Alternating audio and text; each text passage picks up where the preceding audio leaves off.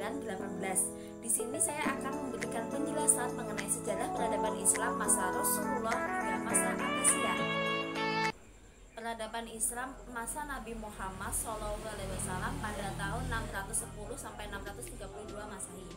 Periode Mekah Nabi Muhammad SAW lahir pada tanggal 12 Rabiul Awal atau 20 April 571 Masehi.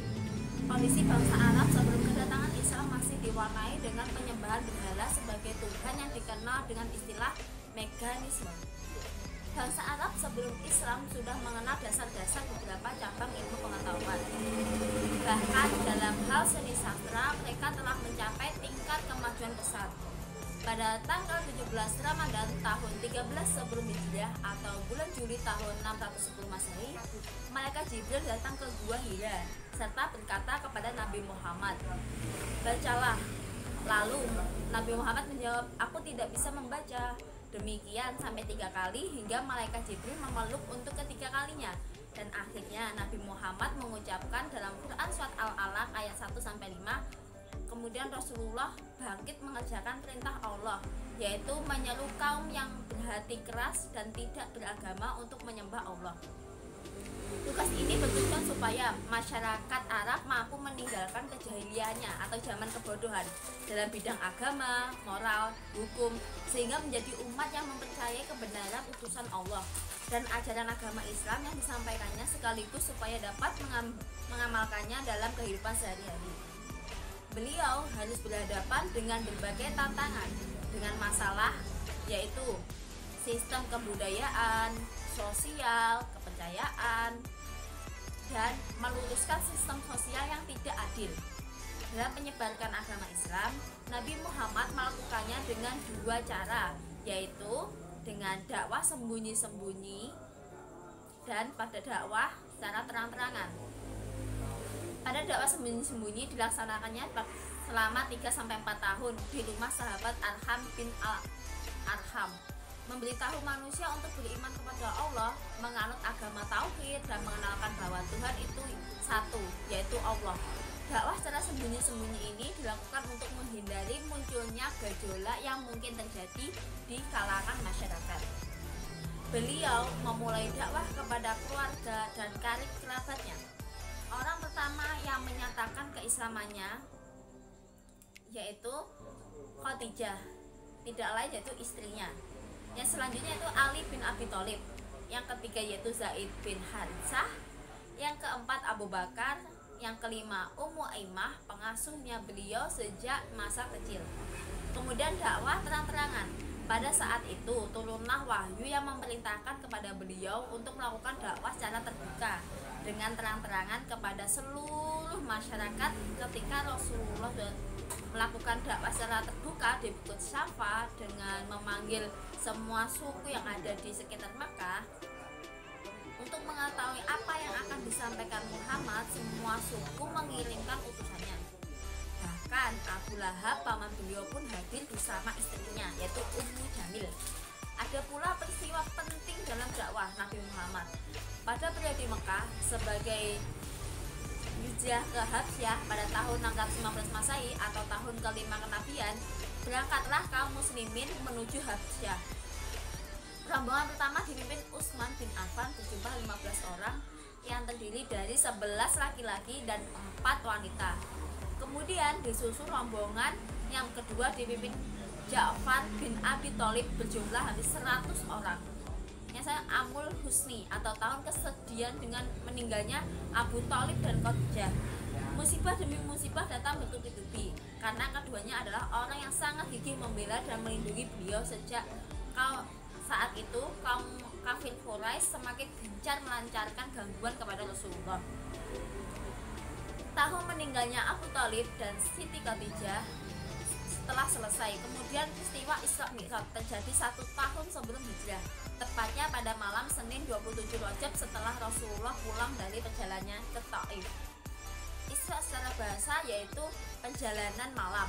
Adapun menurut istilah yaitu perjalanan Rasulullah pada 1 malam dari Masjidil Haram ke Masjidil Aqsa atau Baitul Maqdis di Palestina.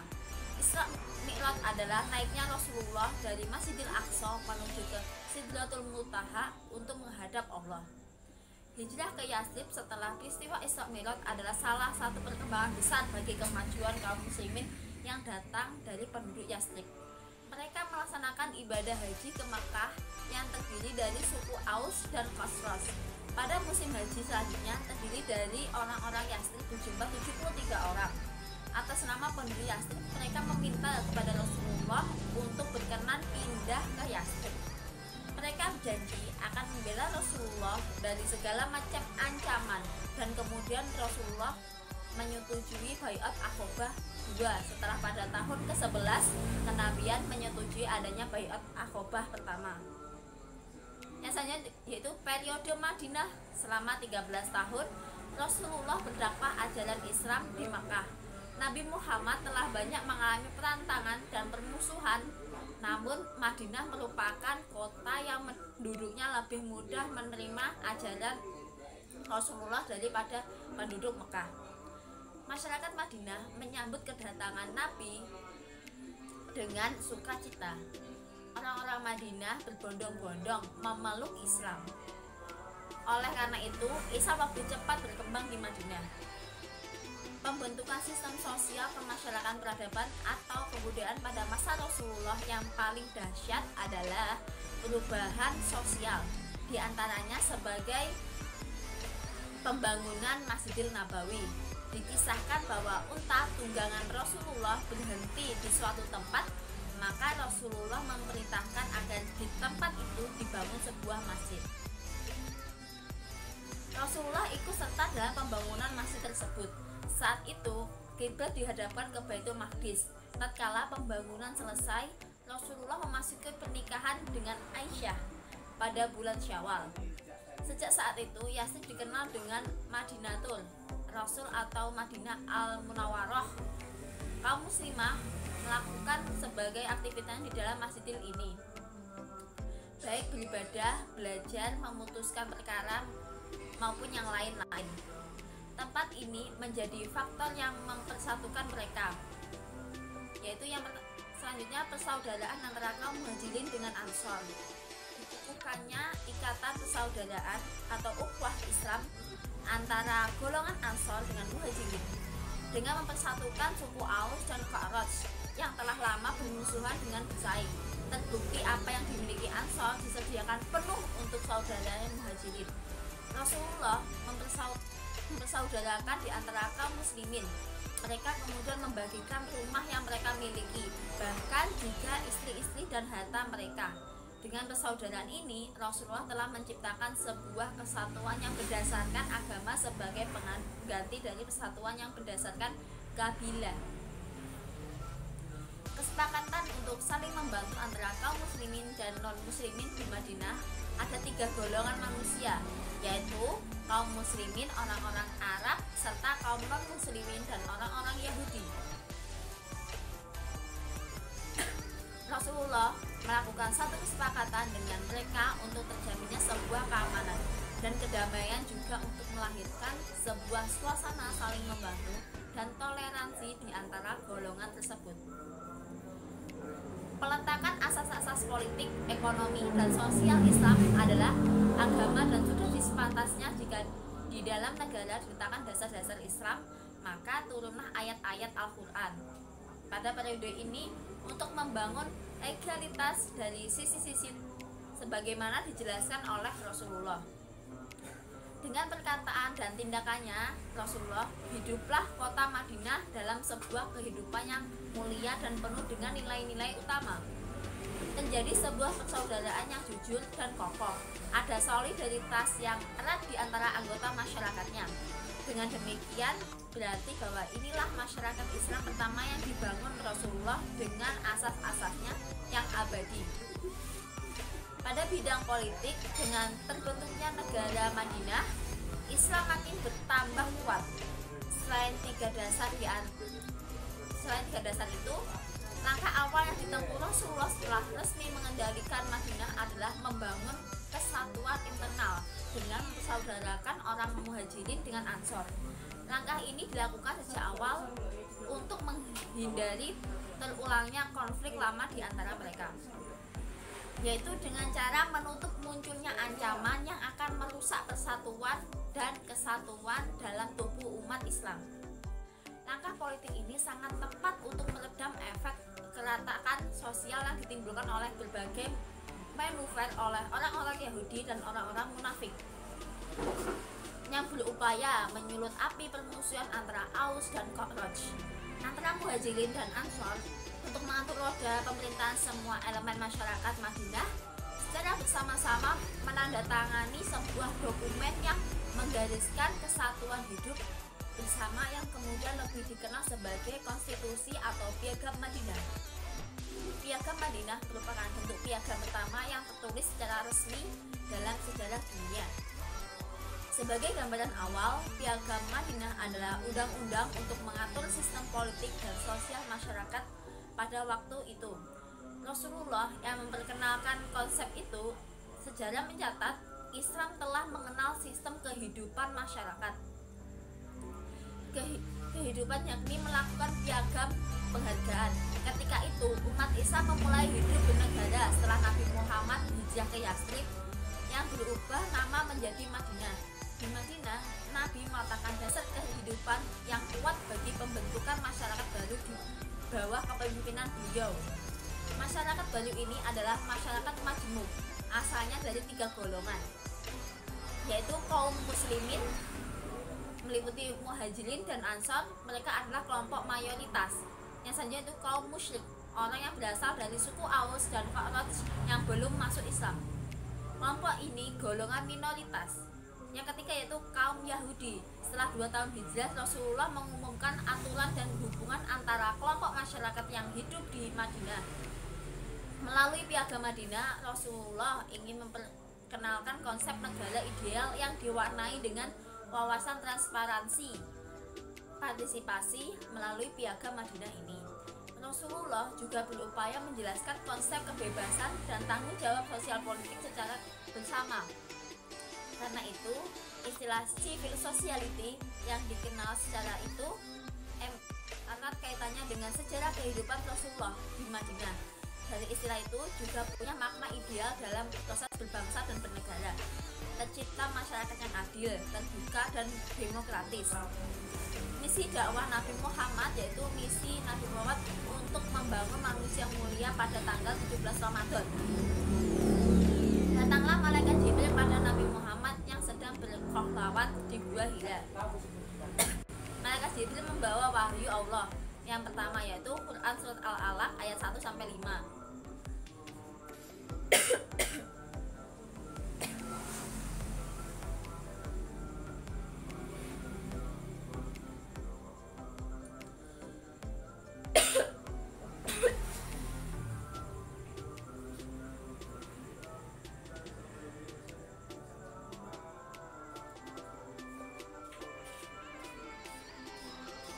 Hal ini menandai pengangkatan Muhammad sebagai Rasul Allah.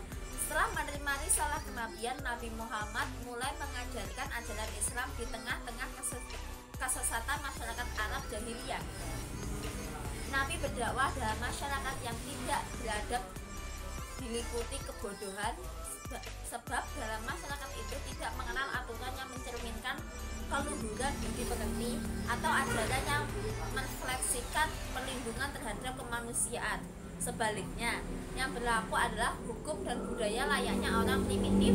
Masyarakat jahiliyah pada masa itu mengukur kemuliaan manusia dengan melihat sejumlah kekuatan dan kekayaan, meskipun keduanya dapat dengan cara yang halim dan tidak manusiawi. Tetapi kemudian Islam datang dan Nabi Muhammad secara perlahan memberi pengertian dan memperbaiki akhlak mereka, sebagaimana sabda beliau, "Sesungguhnya aku diutus hanya untuk memperbaiki akhlak manusia."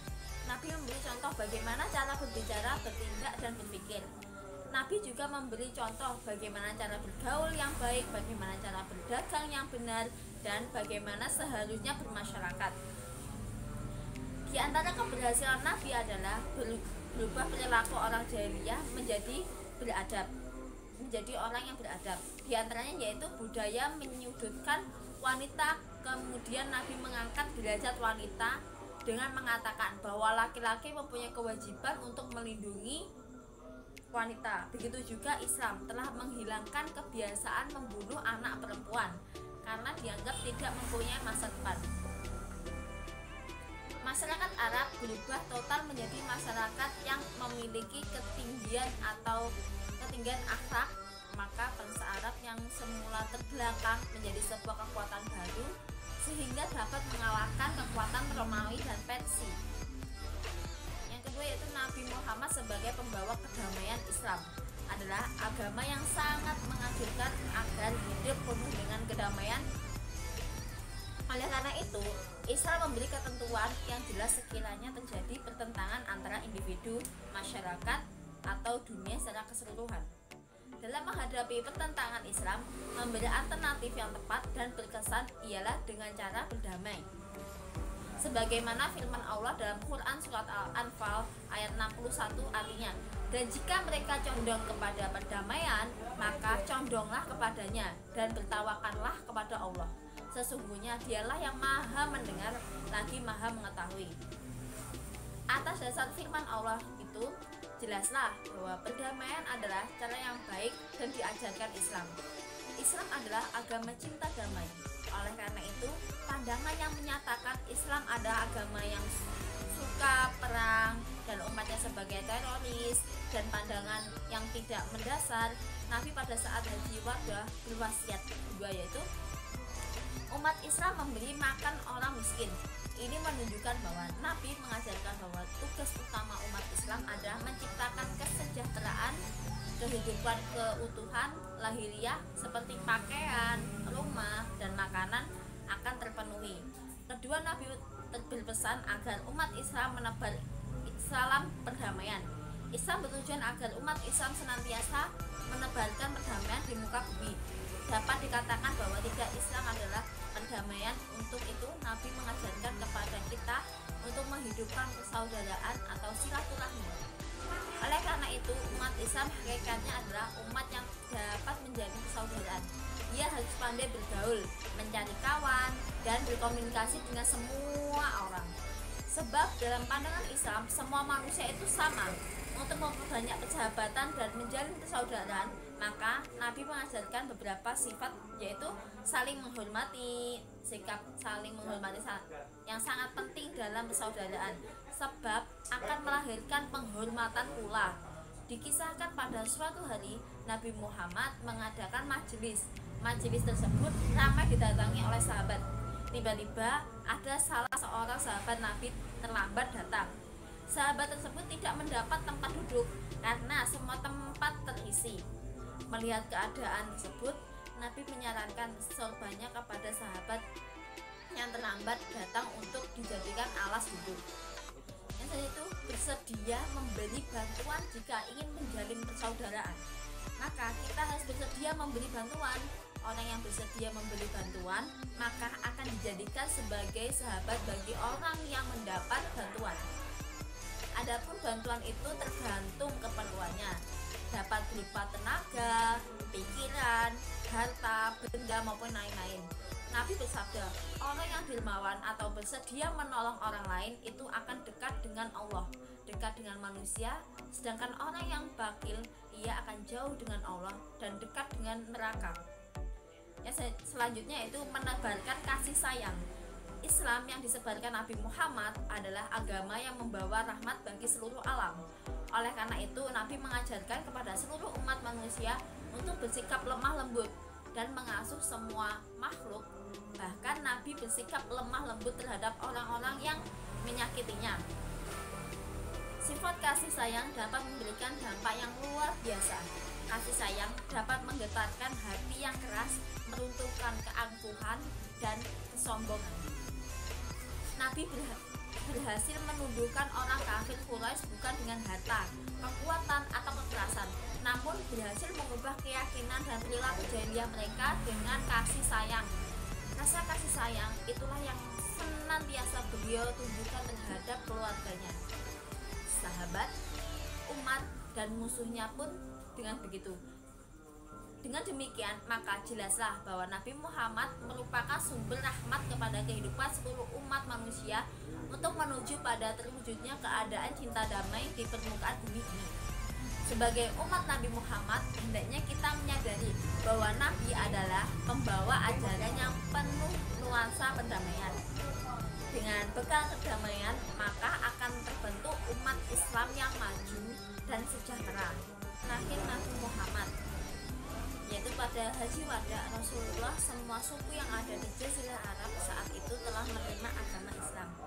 Pada saat itu Rasulullah menyampaikan niatnya untuk melaksanakan ibadah haji. Mendengar niat Rasulullah tersebut, banyak kaum muslimin yang ingin bergabung dengan beliau. Pada tanggal 25 Zulkaidah tahun 10 Hijriah, Rasulullah bersama lebih dari 90.000 kaum muslimin berangkat menuju Mekah untuk menunaikan ibadah haji. Ketika dalam perjalanan, kaum muslimin semakin bertambah. Menurut riwayat, jumlah mereka hingga mencapai 124.000 orang. Ada yang berjalan kaki, ada pula yang mengendarai unta. Ibadah haji Rasulullah itu disebut ibadah haji yang terakhir, sehingga ibadah hal ini dinamakan haji wada atau haji perpisahan, yaitu perpisahan beliau dengan para sahabat dan umatnya yang sangat dicintai. Pada waktu haji wada, Rasulullah menyampaikan khutbah di depan ribuan kaum muslimin. Khutbahnya adalah, "Hai manusia, dengarkanlah apa yang akan kukatakan. Mungkin setelah tahun ini aku tidak akan bertemu lagi dengan kalian di tempat ini untuk selama-lamanya. Hai manusia, sesungguhnya darah dan harta kalian adalah suci, sebagaimana sucinya hari dan bulan sekarang ini di negeri kalian ini. Hai manusia, sesungguhnya aku telah menyampaikan risalah ini. Aku tinggalkan 2 pusaka untuk kalian yang apabila kalian berpegang teguh kepadanya, kalian tidak akan pernah tersesat, yaitu kitab Allah dan sunnah Rasul. Wahai manusia, sembahlah Tuhanmu, dirikanlah sholat, bayarlah zakat, berpuasalah pada bulan Ramadan, pasti kamu akan selamat. Tunaikanlah ibadah haji dan taatilah pemimpin kalian, niscaya kalian akan masuk surga." Pada bagian khutbah yang lain, Rasulullah juga berpesan kaum muslimin agar tidak berlaku kasar terhadap wanita, tidak menuntut balas terhadap kekejaman zaman jahiliyah, tidak mengambil keuntungan dari uang yang dipinjamkan, tidak murtad, dan tidak mengambil harta orang Islam dengan tidak benar. Yang selanjutnya itu wasiat Nabi sebelum wafat, yaitu memberikan wasiat kepada sahabat dan para jamaah sholat jamaah atau sholat Jum'ah. Terutama wasiat yang diberikan Nabi adalah pada Aisyah. Di antara wasiat Nabi pada khutbah Jumat adalah takwalah, zikirullah, membaca Al-Quran, jangan banyak tertawa, jihad, mencintai orang miskin, dan seterusnya. Di suatu waktu Rasulullah berbincang dengan hangat bersama Abu Dzar Al-Ghifari, hingga pada suatu saat Al-Ghifari berkata kepada Nabi, "Ya Rasulullah, berwasiatlah kepadaku." Beliau bersabda, "Aku wasiatkan kepadamu untuk bertakwa kepada Allah, karena ia adalah pokok segala urusan." Lalu Abu Dzar pun kembali bertanya kepada Rasulullah, "Ya Rasulullah, tambahkanlah wasiat apalagi yang penting setelah takwa?" Rasulullah menjawab, "Hendaklah engkau senantiasa membaca Al-Quran dan berzikir kepada Allah Azza wa Jalla, karena hal itu merupakan cahaya bagimu di bumi dan simpananmu di langit. Ingatlah ketika pada doa khatmil Quran yang sangat masyhur, janganlah engkau banyak tertawa, karena banyak tawa itu akan mematikan hati, menghilangkan cahaya wajah. Tertawa adalah hal yang melihatkan sangat sepele, tetapi Rasulullah melihat itu sebagai sesuatu yang dimiliki dampak psikologis dalam jiwa manusia, karena kebanyakan manusia ketika tertawa akan melupakan segala kewajiban sebagai seorang hamba. Hal ini berbeda dengan model tertawa Rasulullah, seperti yang diterangkan dalam sebuah hadis Abdullah bin Al-Harits yang mengatakan, tertawanya Rasulullah SAW hanya sekadar senyum. Dan sabda Rasulullah SAW, "Senyummu kepada saudaramu merupakan sedekah." Sebagaimana Muslim yang penuh kehati-hatian dan ingin tahu, Abu Dzar pun melanjutkan pertanyaannya, "Lalu apalagi yang Rasulullah?" Rasulullah pun menjawab, "Hendaklah engkau pergi berjihad. Kepada jihad adalah kependekatan umatku. Katakanlah yang benar, walaupun pahit akibatnya." Kemudian Abu Zar masih saja bertanya dan meminta tambahan lagi untukku. Rasulullah pun menjawab, hendaklah engkau sampaikan kepada manusia berbuat baik terhadap orang-orang Ansor. Sesungguhnya orang-orang Ansor adalah orang yang dekatku, di mana aku berlindung kepada mereka, karena mereka telah melalui apa yang terjadi beban mereka dan masih tersisa apa yang akan menjadi hak mereka. Oleh karena itu, berbuat baik kepada siapa saja di antara mereka yang berbuat baik dan memaafkan siapa saja di antara yang melakukan kesalahan. Biasanya itu wafat Rasulullah pada hari Senin tanggal 12 Rabiul Awal tahun 11 Hijriah, di saat Abu Bakar dan sahabat hendak menunaikan sholat subuh. Rasulullah meminta agar penyekat kamar beliau dengan masjid dibuka. Beliau tersenyum memperhatikan kaum muslimin mengerjakan sholat. Kaum muslimin sangat gembira menyaksikan kejadian itu. Mereka mengira kondisi kesehatan Rasulullah sudah membaik. Bahkan Abu Bakar hendak mundur dari shaf karena mengira Rasulullah akan keluar, yaitu beliau akan keluar untuk menunaikan sholat berjamaah. Namun beliau mengisyaratkan agar mereka melanjutkan sholat. Setelah itu Rasulullah meminta agar penyekat kamarnya ditutup kembali. Ternyata saat beliau semakin parah, tanda-tanda beliau akan wafat semakin tampak. Aisyah menyadarkan tubuh beliau di pangkuannya, sementara tubuh Rasulullah semakin lemah. Saat itu beliau memasukkan tangannya ke dalam bejana berisi air yang ada di hadapannya, kemudian mengusapkan tangan ke wajahnya sambil berkata, tidak ada Tuhan selain Allah. Sesungguhnya kematian itu ada sakaratnya. Sebelum wafat Rasulullah berdoa, ya Allah, ampunilah aku, rahmatilah aku, dan pertemukanlah aku dengan kekasih yang maha tinggi. Beliau mengulang doanya sampai 3 kali. Akhirnya Rasulullah menghembuskan nafas terakhir pada hari Senin 12 Rabiul Awal tahun 11 Hijriah, bertepatan dengan tanggal 8 Juni 632 Masehi dalam usia 63 tahun. Seduh sedang tangis dan rintihan menyertai kepergian Rasulullah menghadap Tuhannya. Kaum muslimin benar-benar kehilangan sosok hamba Allah terbaik. Para sahabat sepakat memakamkan jasad Rasulullah di kamarnya. Ini dilakukan karena Abu Bakar pernah mendengar Rasulullah mengatakan bahwa seorang nabi yang meninggalnya tidak dimakamkan kecuali di tempat ia meninggal. Akhirnya beliau dimakamkan di kamar di rumah Aisyah, yaitu tepat di mana Rasulullah menghembuskan nafas yang terakhir. Sejarah Khulafaur Rasyidin. Islam pada masa Khulafaur Rasyidin yang memimpin umat Islam setelah wafatnya Nabi Muhammad. Khulafaur Rasyidin memberi pengaruh yang berperan penting dalam perkembangan dan pertumbuhan peradaban Islam di dunia. 4 hal tersebut adalah Abu Bakar As-Siddiq, Umar bin Khattab, Utsman bin Affan, dan Ali bin Abi Thalib. Abu Bakar As-Siddiq adalah khalifah pertama yang diangkat setelah meninggalnya Rasulullah.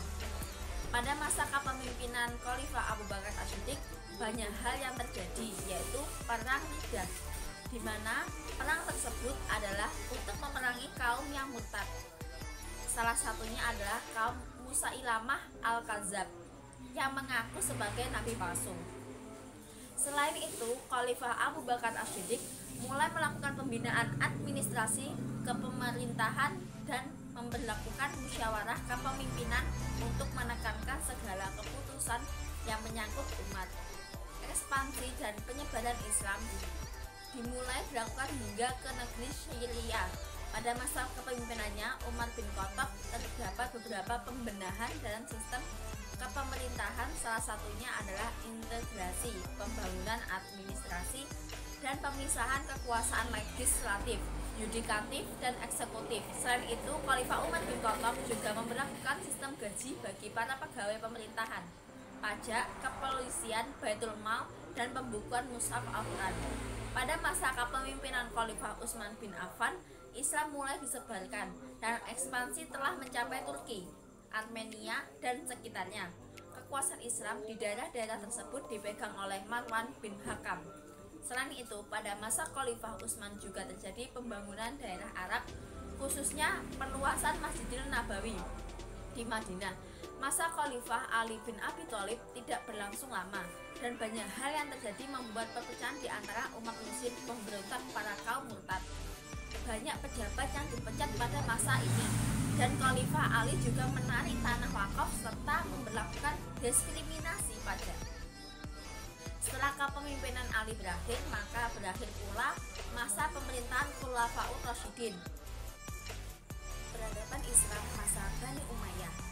Bani Umayyah adalah sebuah nama yang diadopsi dari nama salah seorang tokoh kabilah Quraisy pada masa jahiliyah, yaitu Umayyah ibnu Abidin al-Syam ibnu Abdul Manaf ibnu Husay al-Quraisy al-Manawi. Dinasti Umayyah dinisbatkan kepada Nawiyah ibnu Abi Sufyan ibnu Harbin ibnu Umayyah ibnu Abdin Syam yang merupakan pembangun dinasti Umayyah dan juga khalifah pertama yang memindahkan ibu kota kekuasaan Islam dari Kufah ke Damaskus.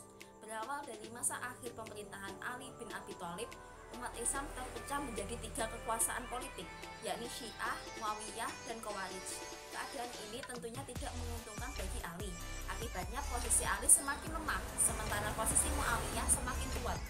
Dan pada tahun 40 Hijriah, Ali terbunuh oleh salah seorang anggota dari kelompok Khawarij.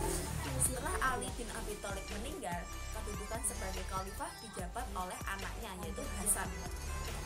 Namun karena penduduk Kufah tidak mendukungnya seperti sikap mereka terhadap ayahnya, maka Hasan semakin lemah.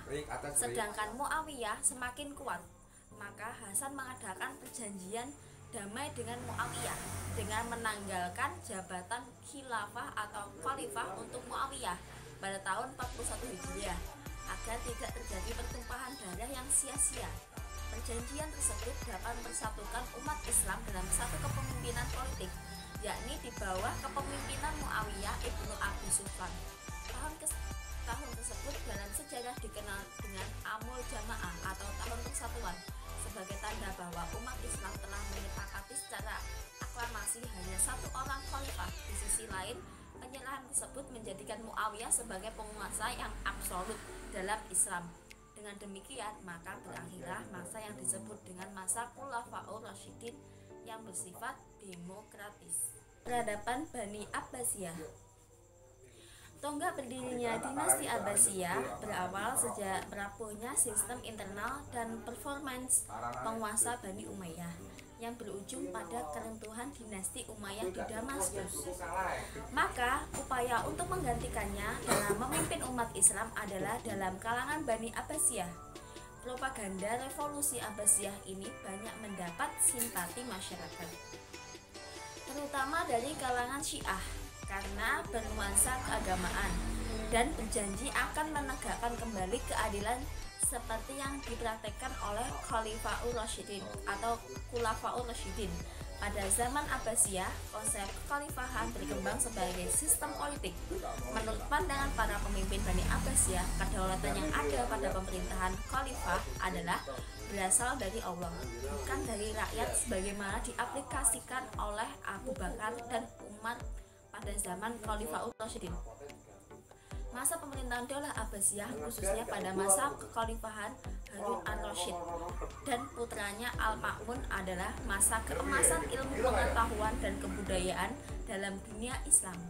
Pada masa ini pula, umat Islam telah memberikan kebebasan bagi berperangnya akal dan pikiran untuk kemajuan manusia saat itu.